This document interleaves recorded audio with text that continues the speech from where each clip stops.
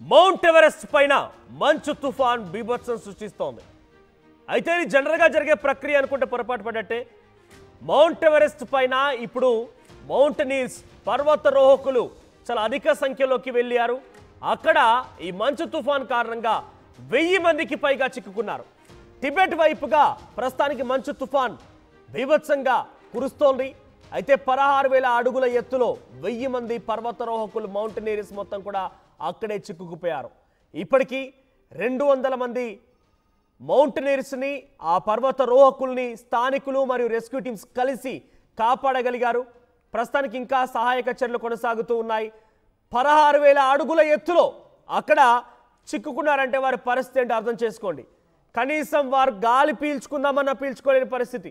ఇక్కడ వీళ్ళు చిక్కుల వారంతా కూడా ఆ మౌంటనీర్సే 16,000 అడుగుల ఎత్తులోకి వెళ్ళిపోయి అద్భుతమైనటువంటి ఆహ్లాదకరమైనటువంటి వాతావరణాన్ని చూడ్డానికి వారంతా అక్కడికి వెళ్ళిపోయారు. కానీ అక్కడికి వెళ్ళిపోయి అక్కడే చిక్కుకుపోయారు. 1000 మంది పర్వతారోహకులు ఇప్పుడు అక్కడే చిక్కుకుపోయారు.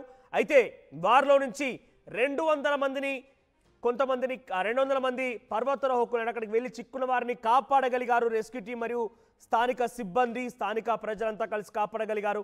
ఒక చిన్న టౌన్షిప్కి వారందరినీ తరలించారు.